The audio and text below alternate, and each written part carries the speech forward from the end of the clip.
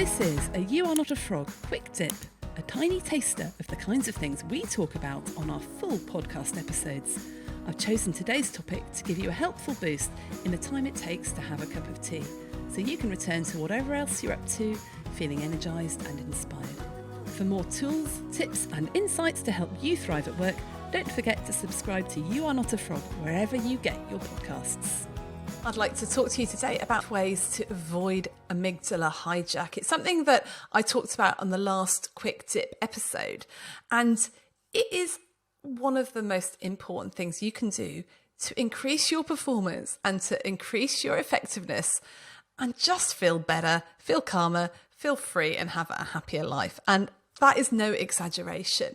Now, conventionally, we have thought that performance and effectiveness and success comes with skills and comes with knowledge. And absolutely it does.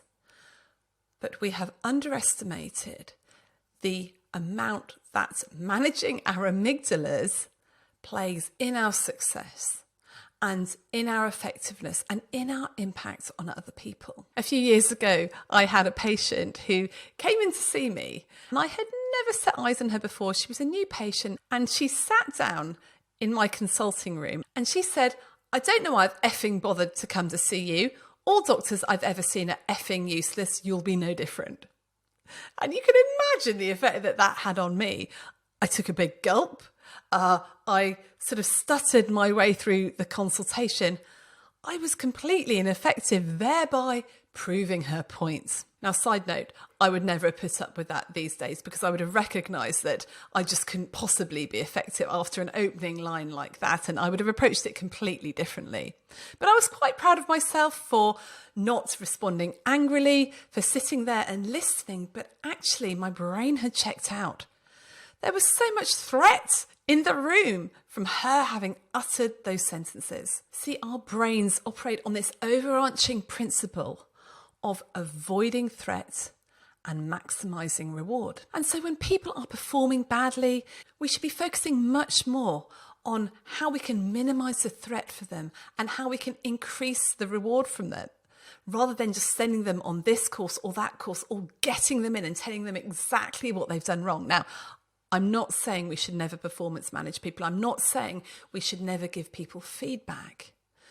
But in the way that we've traditionally been trained to do it, and we all know what it's like with the medical teaching and learning by humiliation, this is just not a good way to get the best out of people. And we know from lots of research that's been done, particularly with the Civility Saves Lives movement, that if there is any sort of conflict in the room, even if it's not within your team, it's somewhere else, people detect it and their performance goes down because their brains are distracted, because they're constantly scanning the horizon to see where's the threat, where's the threat. And this is a very unconscious thing. We can't help it. It's normal because the way our amygdala operates, it wants to keep us safe. It wants to keep us alive.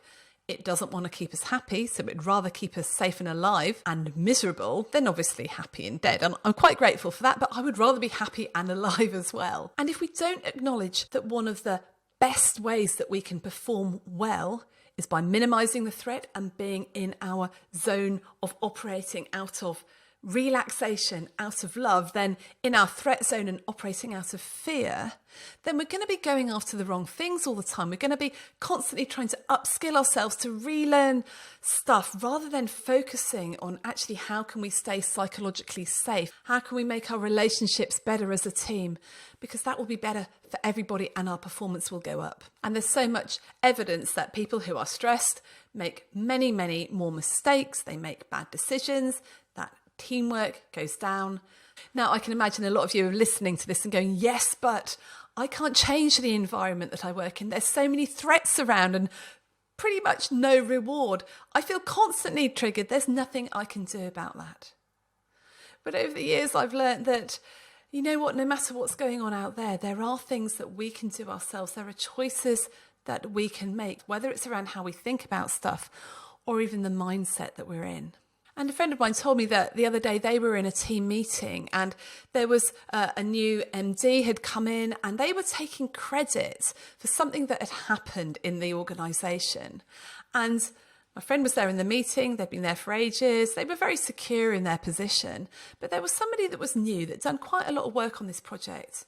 And they took this MD taking credit for the project that they'd just won and done really well. They took the fact that they were taking credit as a massive threat to them, as a massive impact on them, whereas my friend could just ignore it. So there are things that we can do to change the way that we're thinking in order for ourselves to minimise the threat and to maximise the reward. But first of all, identifying what these factors are can be really helpful. Now, one thing we didn't know about the amygdala that is just starting to emerge in neuroscience is that the amygdala doesn't just detect a threat, it will also move us towards the reward. So as well as running away from the tiger, we will be moving towards that piece of chocolate or ice cream or best friend. So this is great news. It shows that we can actually change things a little bit away from threats and towards reward. And I've come across the recent body of work by a chap called David Rock, who founded the Neuro Leadership Institute. And he has written a brilliant article and devised a brilliant model called the SCARF model. And I'd like to just share some of those principles with you now. And if you want to check out more about David Rock and the SCARF model, I will put all the links and the references in the show notes. Now, I find the SCARF model really, really helpful because when you look at it, you think, oh yeah, of course, that's really obvious.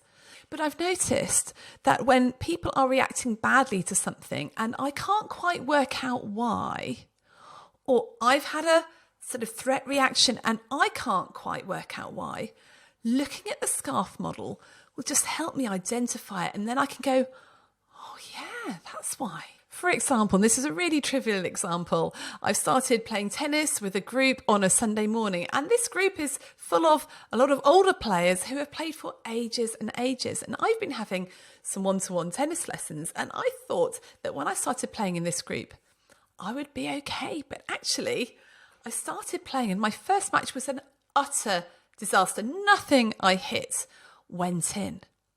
And when thinking about what was going on there, I didn't know people. I was really worried about the relationships.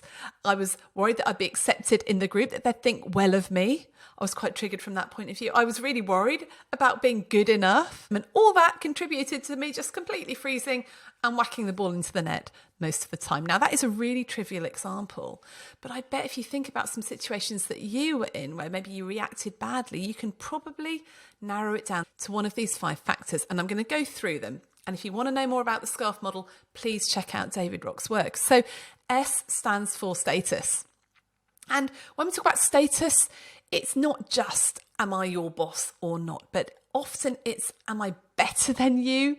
We want to know our pecking order in the hierarchy. Now, just feeling important or feeling better at something than somebody else can increase our feelings of status. And there's a lot of evidence that better health, better longevity is related to higher status. And some research showed that when people were feeling left out of a group, when they felt that they had lower status, the bits of the brain that lit up were the bits of the brain that actually felt physical pain. And we can inadvertently trigger someone's threat response by maybe giving them instructions, implying that we are of a higher status and telling them what to do. I always remember when I first qualified as a GP, and one of my first jobs was as a salaried GP, and I used to bang on the door of one of the partners who I had trained with.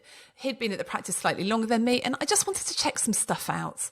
And I would bang on the door and I'd say, hey, can I just run this past you just to get a second opinion, check I've done the right thing? And the minute I'd finished telling him what was going on, he said, well, Rachel, this is what you need to do, this, this and this. And you know what? It really pissed me off because I was just wanting to discuss things as a colleague. And the fact that he was telling me what to do and giving me advice made me feel small. And looking back now, my threat response was triggered and I probably didn't really listen to him. I probably ignored everything that he said. One of the reasons why a coaching approach is so much more effective with your team, by the way, than just telling them what to do. So we're very, very sensitive to people giving us advice or telling us what to do. It can make us feel threatened and defensive. And sometimes we just end up defending a position that we don't even believe in just to sort of prove that we're as good or better than the other person. David Rock describes that phrase of someone saying, can I just give you some feedback? as equivalent to hearing some footsteps coming behind you in the dark, and just reflecting on that. That is so true, isn't it? When we think that someone's going to tell us off, our sense of status is threatened because it feels like they are better than us. So we can get over this a little bit by first of all recognising it, but secondly, actually learning stuff and improving ourselves, because apparently thinking that we are bettering ourselves uses the same neural networks as thinking we're better than other people. So developing ourselves will help us increase our status in our own minds, getting involved in stuff as well, and maybe changing what is important and what we're measuring ourselves against. So rather than thinking we'll only be better if we get through all of that work, maybe we can get ourselves into thinking, actually, I'll be better if my quality of work is better. Or maybe when I think about tennis, I think, well, I'll be getting better if I can get a higher percentage of first serves in, or something like that, rather than always having to beat the other person. So just be aware of that status thing. And I know that in healthcare and as leaders and managers, often we are one of the most senior people in the room. Patients certainly feel the hierarchy and the status. If you're in a meeting and then you're the more senior leader, wait till everyone has gone first and try and not contradict people and try and accept people's offerings and use yes and rather than telling them what to do. Because as soon as you come in with your opinion, a threat response can be triggered and the room can just shut down. So offer things as a reflection and acknowledge that many people have their own answers. So think about how you can minimise the threat from status for yourself and for other people. When you feel yourself triggered, ask yourself, is there something in this that I'm comparing myself to others? Is there something that other people are feeling? Are they feeling inferior to me, superior to me? What's going on here? And what can I do to minimise the threat in this instance? It might just be holding yourself back from giving advice, or it might even be acknowledging how you're feeling, giving yourself a little bit of self-compassion, and then looking at what's really true in this situation. And in further quick tip episodes, we're going to look at the other aspects of the scarf model to identify the other things which might be triggering us or other people into that really tricky stress zone.